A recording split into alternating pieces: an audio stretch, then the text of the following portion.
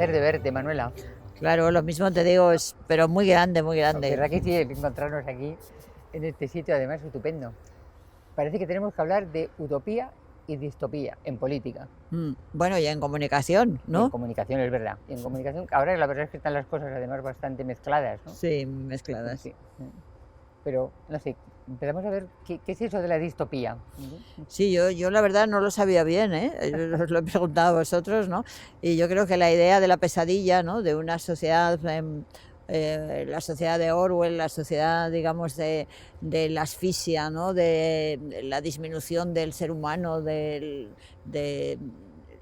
en fin, ese mundo como mecánico, ¿no? Bueno, yo no sé, yo creo que eso. Pero dicen que ahora, como hay una pandemia, ¿no? Y todo el mundo se encuentra sometido a una especie de pesadilla, que es la propia pandemia, que eso significa que las distopías casi han desaparecido, porque ya no te pueden ofrecer ninguna visión ficticia del futuro que sea más desagradable que el que se está planteando. Yo no estoy tan segura de eso. Yo no creo Yo que esas tampoco. distopías no sigan siendo posibles, Hombre, ¿no? yo pienso que nosotros hemos vivido, aunque cuando éramos más jóvenes, ¿no? Pero vivimos todo el enorme peligro nuclear, ¿no? Es decir, ahora ya de todo eso no se habla nada, pero acordaros en un Sigue determinado. existiendo. Sí, sí, sigue existiendo, pero acordaros que en un determinado momento había gente que se hacía pues cámaras interiores y había ese miedo terrible, ¿no? Yo creo que la Segunda Guerra Mundial hizo que prendiera un miedo tremendo en que volviera a repetirse algo parecido. Al fin y al cabo, entre la Segunda Guerra Mundial y la Primera hubo muy poco tiempo, ¿no? Entonces yo creo que la humanidad estaba conmovida, ¿no? Va a volver a pasar, esto es terrible, ¿no? Y ahí se fue diluyendo, diluyendo, diluyendo y después pues vino, yo creo, el miedo importantísimo de la degradación del medio ambiente, etcétera, etcétera, ¿no? Y estábamos en esas cuando ha venido la pandemia, ¿no? Pero yo creo que todavía hay cosas que pueden ser mucho más horribles que la pandemia, ¿no? La pandemia, dentro de todo, pues sí, es una catástrofe, ¿no? Es algo muy negativo, pero bastante controlable, entiendo yo, ¿no? Sí, la impresión, la distopía nueva es la mezcla de las cosas, ¿no? En el sentido que tienes una pandemia, pero tienes al mismo tiempo la perspectiva de un cambio climático que es difícil de afrontar y que puede tener consecuencias también catastróficas acumuladas, y al mismo tiempo en el campo también político, el hecho de que el capitalismo empieza a ser una especie de capitalismo de lo que hay una socióloga que llama de vigilancia, es decir, estas grandes empresas que al margen de los gobiernos y de los parlamentos y de la vida democrática son capaces de establecer unas redes de vigilancia que no existían antes y que al mismo tiempo son grandísimas compañías capitalistas, ¿no? Y también esta otra, el capitalismo del desastre también, ¿no? Del que se ha hablado también muchísimo esta temporada. Es decir, que esa distopía futura es la pandemia, que la tenemos, pero si la mezclas con el cambio climático, más si lo mezclas con ese capitalismo de la vigilancia, el resultado es autoritarismo. Y esa es la distopía mala, esa es la distopía, ¿no? Un régimen autoritario. Eso sí que es la peor de las pesadillas, con la combinación de todas las demás cosas que favorezcan llegar a ese punto, ¿no? La verdad es que pensemos en el régimen autoritario de China, ¿no? Evidentemente China tiene un régimen autoritario, ¿no? Y sin embargo, si nos pusiéramos a medir cuál ha sido la manera de solventar la pandemia en China, pues todos tendríamos que reconocer que lo han hecho bien, ¿no? O por lo menos que no lo han hecho mal, ¿no? Ha habido muchos menos muertos que en otras partes del mundo, ha durado mucho menos que en otras partes del mundo, parece que están muy próximos a tener ya la posibilidad de tener su propia vacuna, ¿no? Entonces, no sé si a veces pensamos mucho de las distopías muy intelectualmente y sin profundizar en cuáles serían los índices de la felicidad del ser humano, ¿no? Y de la mayor parte de ciudadanos, ¿no? A mí me interesa mucho los índices de felicidad, ¿no? ¿Por qué la mayor parte de personas son felices o son terriblemente infelices, ¿no?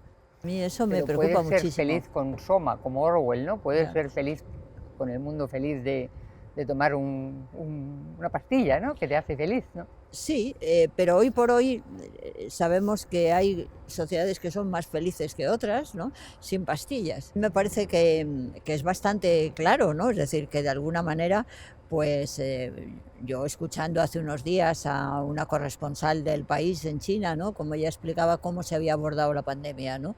Pues se había abordado de una manera ejemplar, ¿no? Es decir, que yo Claro, no pero creo que también, sea, que sí, sea digamos, imprescindible autoritarismo alguno para conseguir esos objetivos, ¿no?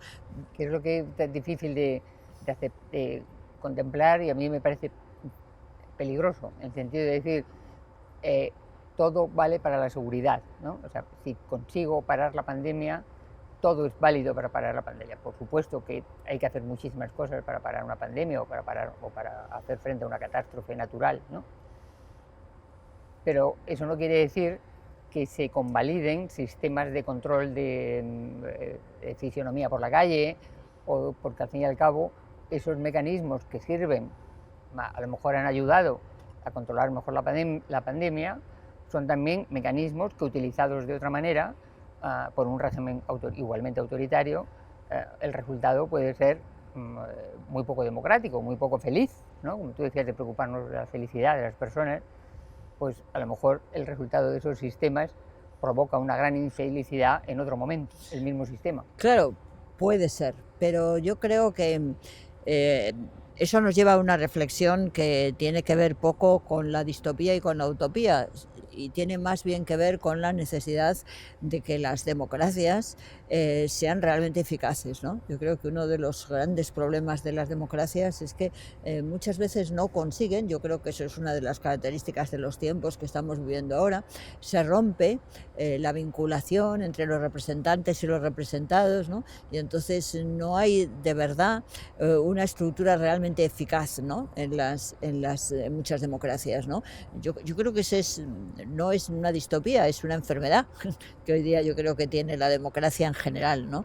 Y en absoluto la comparo con el autoritarismo en el sentido, no, simplemente lo que digo es que la falta de libertad y de a su vez eficacia, esa combinación de libertad y eficacia de las democracias, pues es importante y es un tema que nos tenemos Sí. que preocupar por ello, ¿no?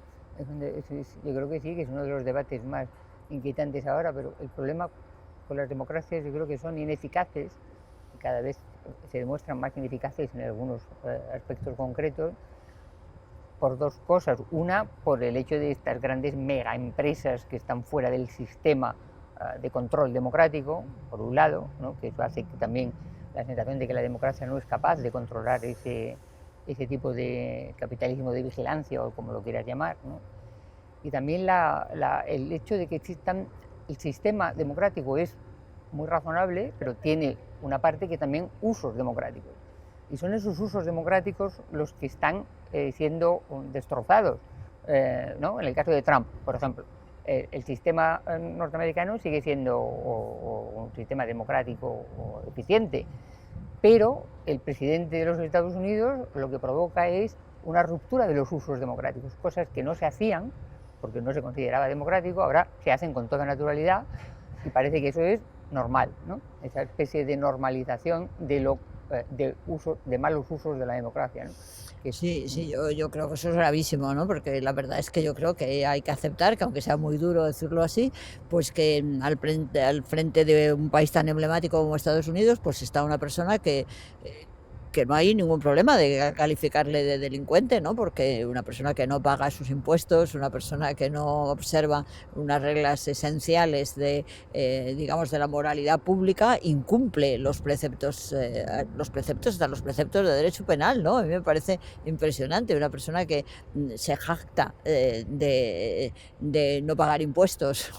Claro. No sé, estamos hablando de una persona que se sitúa fuera de lo que es la ética pública, ¿no? La ética pública, pero no ética pública amplia, sino la más mínima, ¿no? Lo que hay que cumplir las leyes, ¿no? Es una persona que abiertamente, eh, digamos, se burla de las estructuras legales, se burla de los derechos humanos. Es decir, yo creo que el incumplimiento tan sistemático yo no he oído pronunciar en todo el periodo de vigencia del presidente Trump, nada en relación con los derechos humanos, todo lo contrario, ¿no? Y hemos vivido segregaciones, limitaciones realmente durísimas, ¿no?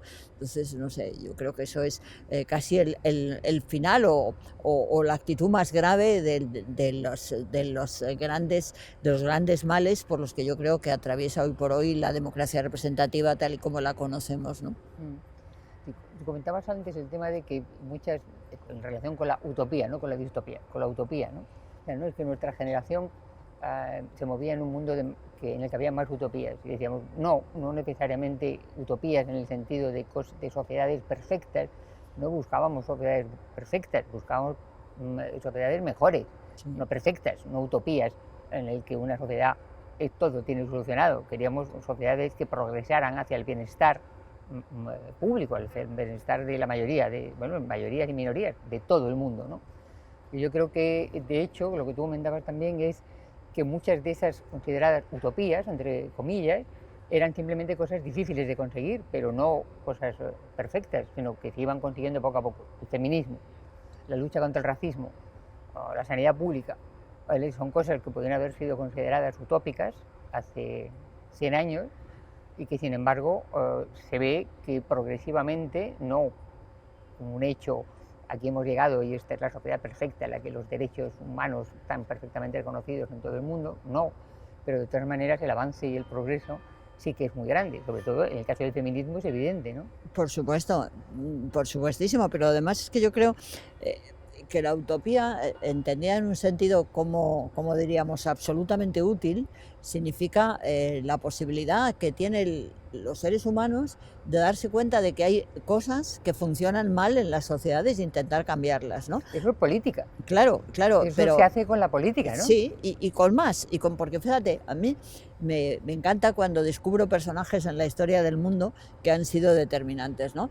Yo un día en una excursión de esas que yo voy en bicicleta en los veranos, pues descubrí a Comenius. Yo no sabía quién era Comenius. La verdad es que Comenius es ese pedagogo del 1500 y pico, que es un hombre en el que abiertamente dice la educación debe ser para todos, todo el mundo para igual, para hombres, para niños, ¿no? Y dices, bueno, es un hombre poco conocido porque cayó en el lado protestante, como digo yo, y aquí no lo conocimos, ¿no? Pero bueno, es impresionante, ¿no? Que una persona nada menos que en pleno siglo XVI sea capaz de prever algo que ahora ya no se discute. Ahora nadie discute el derecho de la enseñanza. Es decir, nadie se atreve a decir que no hay que enseñar a los pobres, que no hay que enseñar a los colonos, no sé, eso ya es algo conquistado, ¿no? Pero hace unos años pues era una utopía para muchas personas, ¿no? Y hoy día es algo conseguido, ¿no? Entonces yo entiendo la utopía como fundamentalmente el estímulo inmenso de conseguir que todos los seres humanos tengan lo que realmente les corresponde, ¿no? Por su dignidad, por sus características, y que eso ha sido una gran tensión a lo largo del mundo y yo tengo una visión positiva del mundo porque creo que cada vez va mejorando. Que el pesimismo como reaccionario, ¿no? O sea, el pensar que esa distopía de una sociedad autoritaria y a la que se puede marchar, que es inevitable, ¿no? Ese tipo de distopía, que por un lado podría funcionar como advertencia de estar atentos, cuidado, no caigáis en estas cosas, por otro lado se puede convertir en una especie de algo que sea como una premonición para la gente, ¿no? Y eso es peligrosísimo, es decir, no se llega a las cosas obligatoriamente, la historia no está hecha de cosas que tenían que pasar, está hecha de cosas que pudieron no haber pasado, ¿no? Sí, desde luego, pero de todas maneras yo creo que, no sé, que grandes hitos, ¿no? Por ejemplo, la lucha contra la tortura, ¿no? Que en un momento concreto Beccaria pues fuera capaz de decir esto es una barbaridad, no sé qué, y hoy día pues no se cuestiona, te quiero decir, no hay una estructura de defensa de la tortura como había a lo largo de muchos siglos, ¿no? Es decir, son grandes conquistas que la humanidad ha logrado y que ha logrado en el sentido de mejorar la vida de todos los seres humanos, ¿no? Alargarla y mejorarla, ¿no? Que después la distopía puede ayudarnos a darnos cuenta de que siempre puede haber graves riesgos de retroceder, sí, y ha habido momentos en los que la humanidad ha retrocedido Y desde luego, pues no sé, lo que significó el nazismo, pues evidentemente fue un retroceso histórico, ¿no? Porque que tanta cantidad de gente fuera capaz de tener actitudes tan absolutamente crueles, tan absolutamente antinaturales. Hay una anécdota de un artículo de Hannah Arendt um, que se llama Responsabilidad y culpa, que son cosas distintas, claro. Y cuenta en Buchenwald, un preso, cuando ya es la liberación del campo, un preso ve en el camión donde están metiendo a los guardianes de Buchenwald, del campo, ve a un antiguo compañero de colegio que ha sido guardián de Buchenwald y que él no había visto. Y cuando se reconocen, el preso de Buchenwald y el guardián de Buchenwald, el guardián le dice: tienes que comprenderme, llevaba 5 años en paro. Como si eso justificara el hecho de que él hubiera tomado la decisión de ser miembro de la SS, porque los guardianes de ese campo no eran soldados normales, eran miembros de una fuerza especial, ¿no? No, a mí me parece que es tremendo cómo se pueden producir los retrocesos, ¿no? Y en ese sentido interesa la distopía, ¿no? Es decir, por la distopía nos ayuda a pensar que podemos retroceder, ¿no? Y los retrocesos es muy interesante analizarlos, ¿no? Porque se crea un ambiente en el que poquito a poco se va justificando el retroceso, ¿no? Es como si los valores que nos han valido para avanzar se van diluyendo y entonces empezamos a tener contravalores para ir retrocediendo. Yo creo que es lo que ha pasado con la época Trump en Estados Unidos o lo que está pasando con la extrema derecha en nuestro país y en otros países europeos, que hay efectivamente unos disvalores y que esos disvalores empiezan a generar un clima en el que parece que ya no son tan disvalores, ¿no? Es decir, pues no sé, el tema terrible de la cantidad de gente que muere en el mar, ¿no? Es decir, que yo creo que es impresionante, ¿no? A mí me sigue produciendo un dolor cada vez que abres el periódico y te oyes que ha habido tantos chicos que han muerto, que son gente que se ha ido de su país, que no pueden vivir en su país y que se van porque necesitan conseguir que sus familias tengan lo que necesitan y que cogen un cayuco que es bastante previsible que van a morir y que mueren, ¿no? Y que mueren y que tenemos las costas canarias llenas de personas que tenemos que ayudarles y que sin embargo pues hay un silencio, un planteamiento general de... Sí, habría una responsabilidad. Claro. Una responsabilidad de no permitir eso, ¿no? Claro, y a mí eso sí que me parece que son de los valores que son muy, vamos, de las situaciones que son muy peligrosas, ¿no? Porque empieza a generalizarse. No, si es que es muy complicado, ¿qué vamos a hacer? No, si por encima de todo es un tema de humanidad.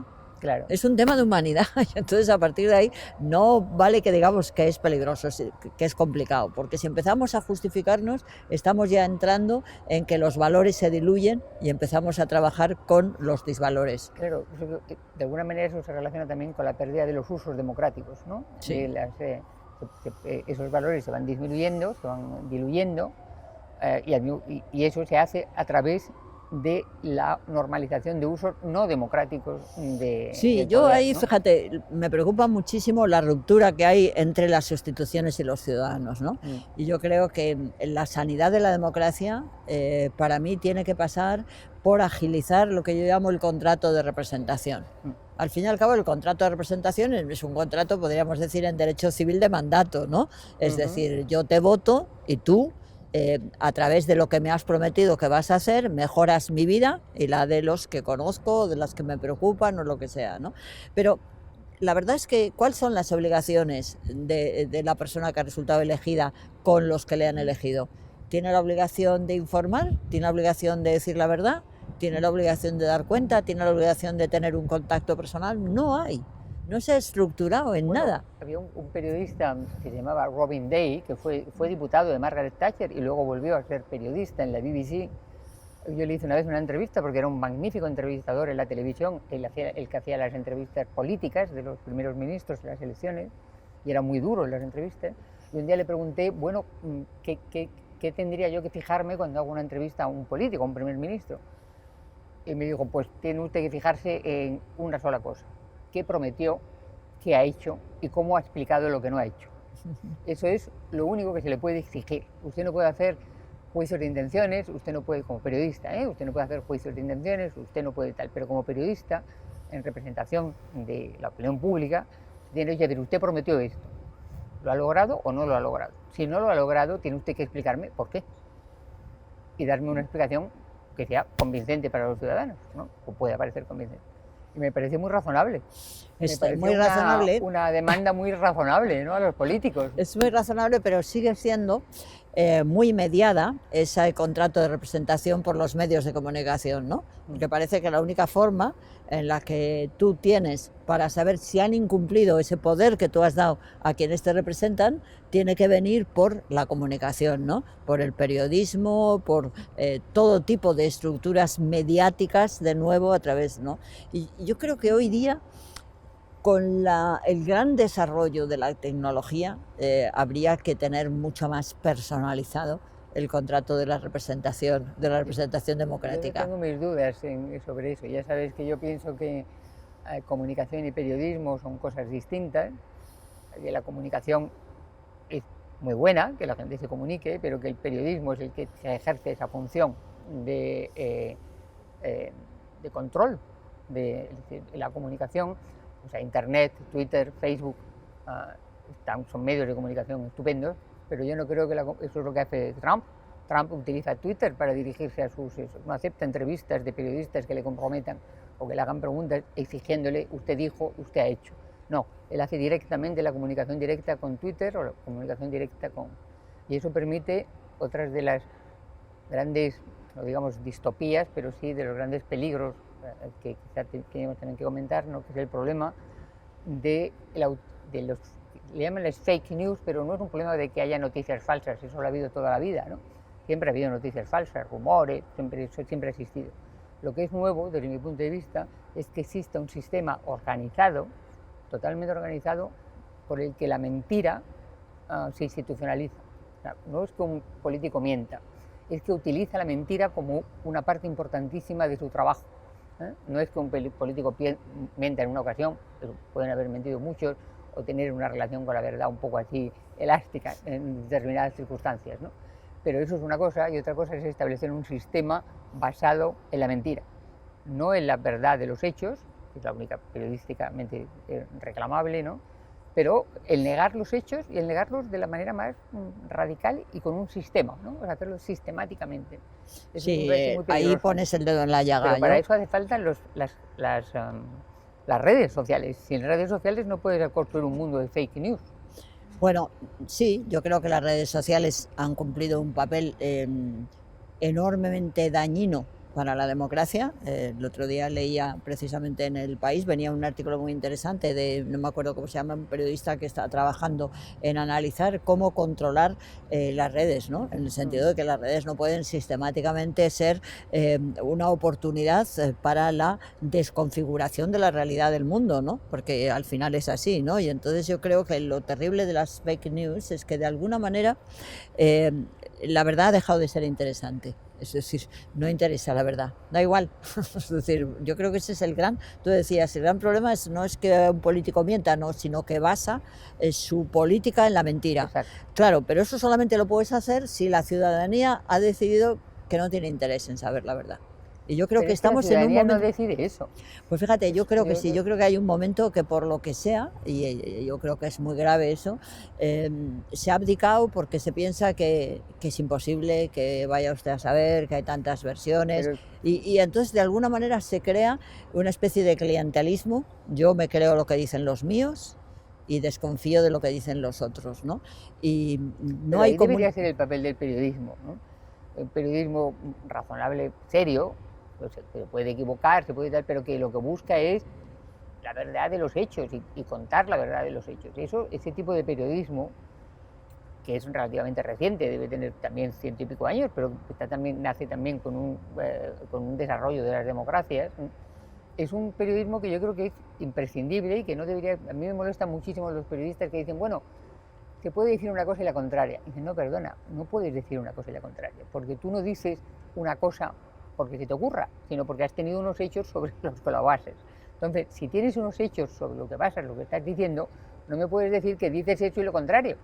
Claro, pero yo creo que no es periodismo, eso es otra cosa. Pero sabes, solo que yo creo que hemos vivido ahora que lo terrible es que muchísimos periodistas saben que optan por no decir la verdad. Es decir, bueno, pues porque las circunstancias... Pero no muchísimos. muchísimos, la inmensa de los periodistas, no es verdad que opten por no decir la verdad, sinceramente. Yo creo que tú coges no sé cuántos periodistas habrá en este momento en Estados Unidos, no creo que haya una decisión, es que los periodistas optan, no. Está Fox, la televisión, que tiene un sesgo político determinado y que está entrando directamente en eso. Pero la inmensa mayoría de los periódicos locales americanos o de las radios locales americanas, con periodistas que están trabajando allí jóvenes, no deciden contar mentiras, en absoluto. ¿Por qué van a decidir semejante cosa? No, yo no creo que haya una decisión de contar mentiras, pero hay una decisión de favorecer a los nuestros. Y vivimos un momento en el que los medios de comunicación son de unos o de otros. Es decir, no hay en general, no hay medios de comunicación. ¿El New York Times es de unos o de otros? El New York Times, dices, no, el New York Times es de los demócratas. No necesariamente. El New York Times a veces ha pedido el voto para los republicanos. El New York Times lo que es un periódico con una visión progresista de la sociedad americana, ¿no? Eso sí. ¿Pero es un periódico sometido a los demócratas? No. El Washington Post, el Wall Street Journal, por ejemplo, es un periódico sometido a la City. No necesariamente defiende intereses de la City, lo dice públicamente, pero cuando publica un escándalo financiero, lo publica. No deja de publicar el escándalo financiero. Otra cosa es que luego editorialmente defienda que haya leyes que bajen los impuestos, porque está defendiendo los intereses de la City, ¿de acuerdo? Pero el reportaje, la información concreta sobre lo que está pasando en el Wall Street Journal no es mentira. Mira, yo no puedo juzgar la prensa americana con la capacidad que puedo juzgar la prensa nacional, ¿no? No lo sé. Me dices esto, pues será así, no lo sé. Pero yo lo que sí vivo y lo que he vivido es nuestra prensa. Y nuestra prensa, todos sabemos que es estar constantemente desfigurando la realidad según sea quien esté en el marco de esa realidad, si son los míos o son los contrarios. Cuanto más colaboren los políticos en esa imagen, peor. Yo creo que colaboren los políticos en la imagen de que el periodismo es lo único que cuenta es falsedades, peor. Lo que deberían hacer es pedir, exigir la rectificación, exigir pero no difundir la idea de que el periodismo da igual una cosa que otra porque los periódicos solamente responden a los intereses de sus dueños. No, deberíais pedir a los periodistas responsabilidad, a los individuos. Ya, no es fácil porque de alguna medida todo lo que significa la exigencia de responsabilidades es tocar el botón de la jurisdicción, ¿no? Y entonces todo se complica muchísimo más, ¿no? Es decir, porque el tocar el botón de la jurisdicción no es una cosa sencilla, es una cosa extraordinariamente compleja y a su vez también la propia acción judicial está, digamos, reinterpretada,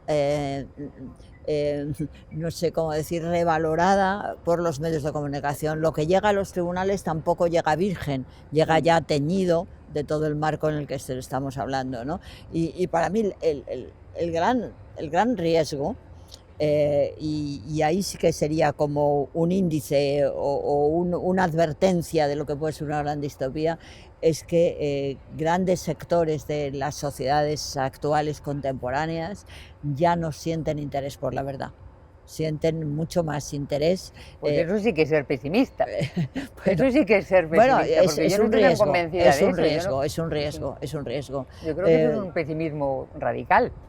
Puede ser, no lo sé. A mí me preocupa mucho porque me parece que de alguna manera es como el superexceso de información ha generado como una enorme incapacidad personal para poder asumir tantísima información y al final... Pero el exceso de información llega a través de las redes, no de los medios de comunicación. Sí, pero bueno, los medios de comunicación ahora mismo están viviendo completamente, diríamos, insertados en las redes. Es decir, los medios de comunicación y las redes ahora mismo tienen como una especie de colonización unos por otros, ¿no? Y yo diría, entonces eso genera un marco en el que efectivamente un ciudadano cualquiera se siente desbordado y al final, ¿qué hace? Mira a los suyos, a los que le dan confianza y se cree lo que dicen los suyos. Yo creo que si eso fuera así, en las elecciones no habría cambios de votos de un lado para otro. Si eso fuera verdad, que todo el mundo solamente piensa en los suyos, ganaría, pues entonces no habría cambio de voto en las elecciones y sin embargo en las elecciones la gente cambia de voto está votando una cosa y de repente piensa, no me gusta nada lo que están haciendo, de ninguna forma, no estoy en absoluto de acuerdo con eso, cambio de voto aquí a otros que no son los míos, que son los, o por lo menos no eran los míos hace 4 años, empiezan a ser los míos ahora que les voto, ¿no? Pero si la gente cambia de voto, no es verdad que la gente mantenga su mismo voto por los siglos de los siglos. No, claro que no. Lo que pasa es que esa especie de reparto, digamos, de informaciones no es lineal. Te quiero decir, no es lineal. En un momento determinado, te quiero decir, puede haber más acciones o, digamos, puede tener uno más expectativas de considerar que la verdad viene por aquí o viene por allí. Pero no hay de verdad una constatación clara de la verdad. La ciudadanía no tiene la sensación de que sabe la verdad de lo que sucede. Yo creo que eso es saber la verdad no es nada fácil. Para eso precisamente necesitaríais medios bien dotados, con capacidades, con periodistas profesionales que sean capaces de desentrañarla, ¿no? Claro, hombre, yo no me estoy refiriendo... políticos que favorezcan. Sí, me estoy refiriendo, no me estoy refiriendo a unas verdades mayúsculas, sino un poco a cuestiones de todos los días. Hechos, ¿no? Del día. Mira, la pandemia, ¿no? Por ejemplo, ahora mismo, tú empiezas a preguntar en Madrid a la gente, oye, ¿cómo está la pandemia en Madrid? Y te va a decir cada uno según lo que lea, según los medios de comunicación que lea. Tú le preguntas a los ciudadanos en este momento cómo está la pandemia en Madrid y yo no te lo puedo asegurar, pero yo estoy prácticamente convencida que el 70 y tantos por ciento te va a decir fatal. Bueno, fatal, al margen de que hayan votado al PP o al PSOE. Bueno, no lo sé, vamos a ver. La pregunta sería, ¿estamos mejorando o no? ¿Sabes? Te quiero decir, hemos tenido una pandemia, ¿estamos mejorando o no? No sé, no tenemos datos, ¿no? A mí me parece que sería importantísimo el que pudiéramos tener datos claros, ¿no? Pero los datos que tenemos constantemente nos están diciendo, no, esos datos son así porque no se hacen PCRs. Si se hicieran PCRs, el mismo número de PCRs podríamos analizar cuál es el nivel de contagios, lo cual es muy lógico. Y no lo tenemos con claridad, no hay un tanto por ciento de decir... Pero no los tenemos porque no se quieren, porque las autoridades no permiten que los tengamos, no es un problema de verdad o de mentira. Ya, pero que los medios de comunicación no están ahora mismo exigiendo con rotundidad una claridad, depende de los medios que sean más partidarios ahora mismo a las alternativas del neoliberalismo o de las que no. Yo creo que eso es... Hay una mayor parte de los medios que en este momento piden claridad en los datos. Pues si la piden, la verdad que lástima que no se consigue. Yo creo que eso es uno de los temas bueno, que tenemos. No reduzcamos de la cosa a los medios, ¿no? Pero sí es verdad que comentábamos antes del tema de volver quizá al tema de las utopías, ¿no? De las utopías como cosas alcanzables, no complicadas, difíciles de alcanzar, pero perfectamente alcanzables, no como mundos perfectos que son peligrosísimos, ¿no? El pensar en un mundo perfecto, sino intentar dentro de ese mundo en el que cosas vayan progresando, conseguir que la información sea también uno de los síntomas del progreso. Sociedades más informadas, ¿no? Sociedades como, yo qué sé, la noruega o la sueca, no sé, que probablemente no se encuentran en la misma tesitura que nosotros o que los italianos, ¿no? Tienen también otra manera de enfocar la información ellos mismos, los propios ciudadanos enfocan también la relación con los medios de comunicación de otra forma, ¿no? Entonces, esa sensación de progreso también en relación con los medios de comunicación y en relación con sociedades que buscan datos y que buscan verdad en los medios de comunicación, ¿no? Y eso sería también un síntoma del progreso de la sociedad, ¿no? Sí, sin duda, ¿no? A mí me parece que ayudaría a que hubiera, ya te digo, que quedara más claro cuáles son las obligaciones que tienen los ciudadanos con las personas que eligen para ser... Al revés. Sí, por supuesto también, pero sobre todo yo creo que es tanto el poder que se entrega en la representación política, que es como un contrato de mandato civil, ¿no? Que el que recibe el mandato tiene más obligaciones que lo da, ¿no? Claro. Porque es una descompensación importante, ¿no? Y yo creo que eso sería muy interesante, el que se planteara cuáles son esas obligaciones. ¿Y cuáles son? Pues mira, yo creo que la primera es una obligación de contacto y de información, es decir, que no existe, ¿no? Es decir, yo creo que, aunque parezca mentira, no es tan difícil que pueda haber una comunicación. Hablamos muchas veces de que eso se va a hacer, pero nunca se llega a hacer, ¿no? Un ciudadano no tiene capacidad para tener una comunicación directa con una de las personas que haya resultado, que haya elegido. No está pensado esa estructura, ¿no? Y es bastante sencillo, es decir, seguramente hay que tomar medidas de parcialización, digamos, de secuencias. Eso también es transparencia, ¿no? Sí, pero como muy personalizada, ¿no? Yo creo que hay que personalizarlo mucho, ¿no? Y quizá hay que naturalizarlo mucho, ¿no? Yo llevo tiempo insistiendo muchísimo en que hay que apartar la política de la retórica de los discursos y centrarla hacia la acción, hacia la normalización de la acción, ¿no? La retórica del discurso político, que es lo que llena nuestros parlamentos y que genera además cantidad de comentarios y textos y profesionales que se encargan constantemente de estar comentando lo que dicen los políticos, no es útil en este momento para la sociedad. La sociedad tiene que saber, por supuesto, cuáles son las grandes decisiones que se toman por los responsables políticos, ¿no? Pero a mí me parece que la retórica, las estructuras parlamentarias sobran, ¿no? Es decir, sobran como hoy día las concebimos, ¿no? Tienen que tener otra estructura. Sería una, ¿no? una de las condiciones de este pacto. ¿Y qué más? ¿Qué más?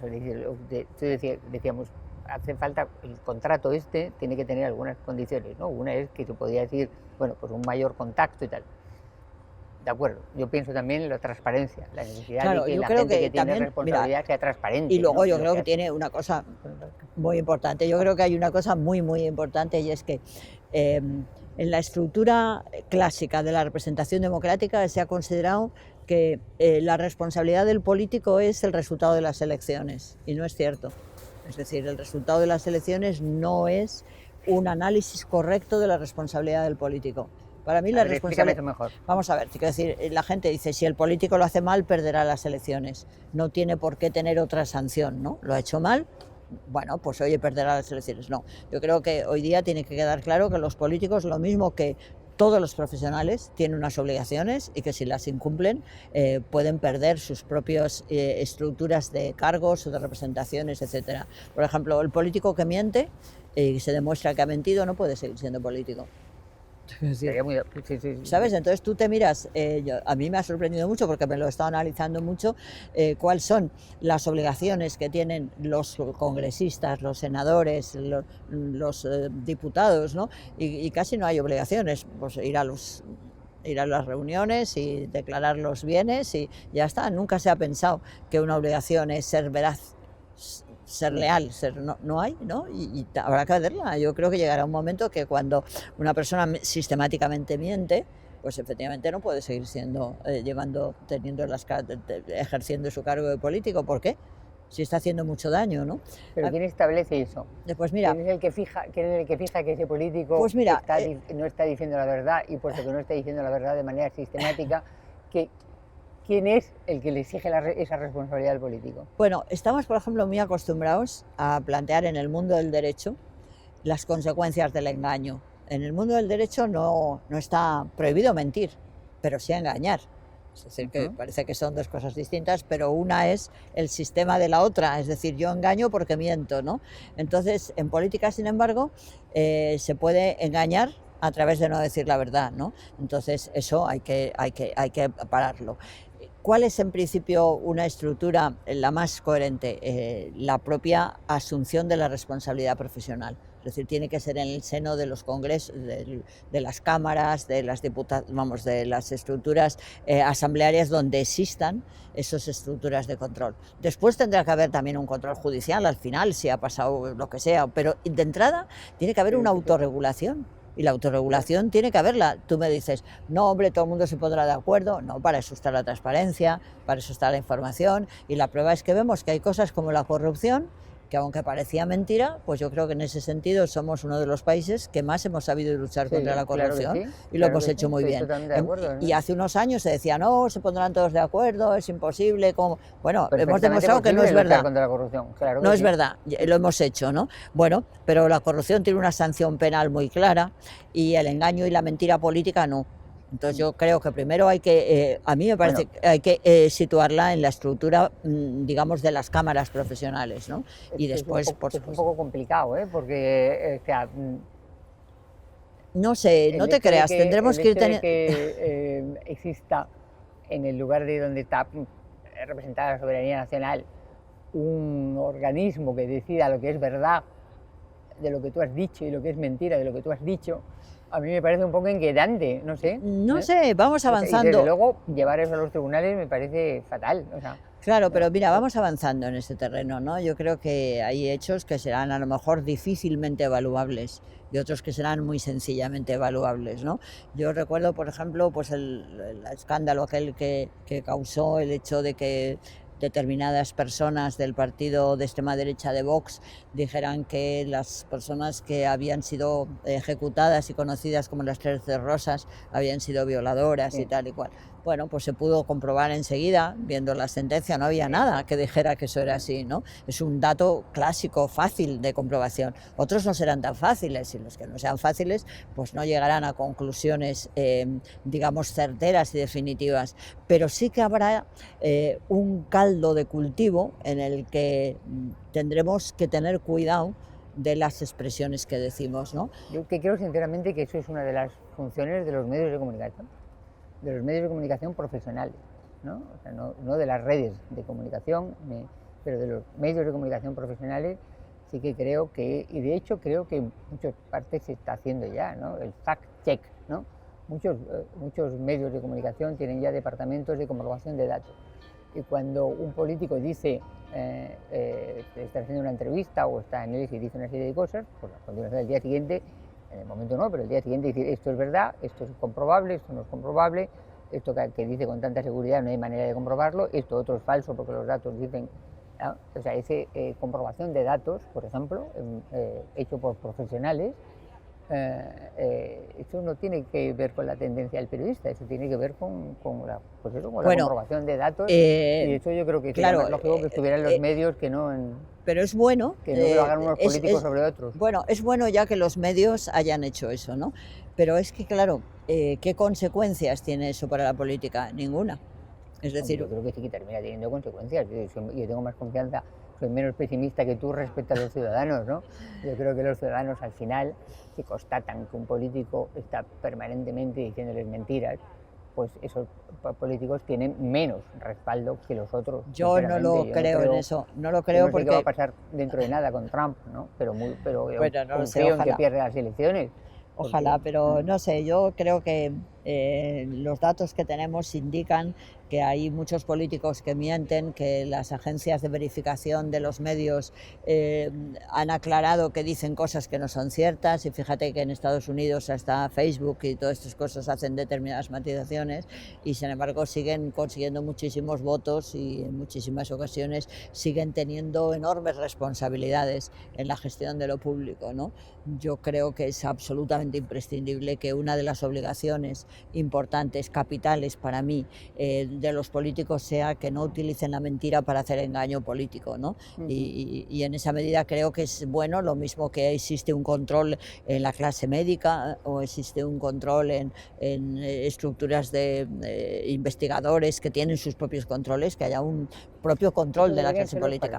Quienes hagan eso deberían ser en algún momento, ¿no? Esa idea, quiero decir, el colegio profesional de los médicos que expulsa a quien hace malas prácticas médicas, debería ser el partido político el que expulsara a aquel de sus miembros que hicieran malas prácticas políticas. No sería, ¿no? Podría existir.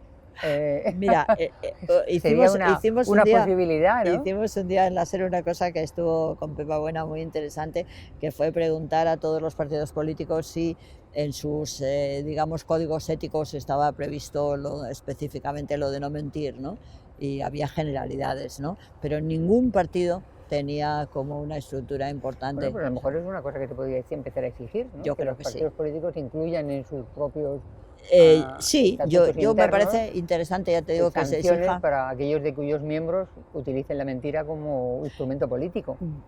Sí, pero yo creo que es muy bueno que hubiera como un código de comportamiento establecido para las personas que desempeñan la actividad política. Esas cosas me dan mucho miedo, los códigos de comportamiento de ese tipo, ¿no? De lo que dices, sobre lo que dices, los códigos de comportamiento sobre lo que dices me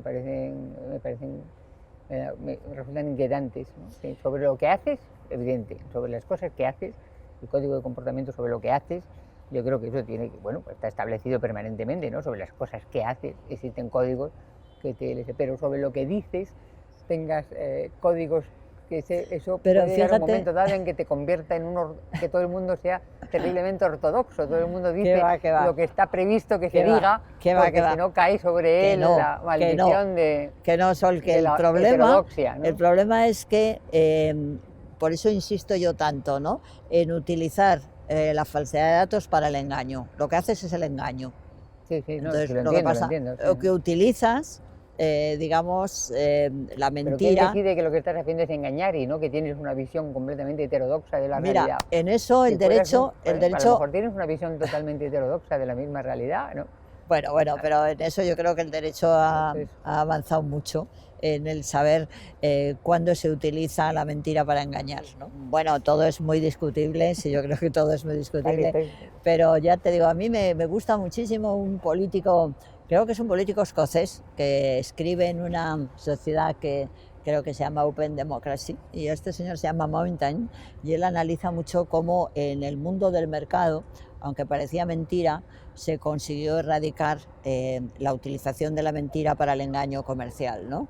Hoy día todos sabemos que uno no puede tener una marca de yogures, por ejemplo, diciendo que producen diarrea si es mentira, ¿no? No sé, tiene que haber una base, ¿no? Y yo creo que por ahí me parece a mí que sería interesante el avanzar en el terreno de evitar el engaño en la política, ¿no? Pero bueno, que todo esto son cuestiones... Evidentemente limitar el engaño en la política sería fundamental, claro que sí.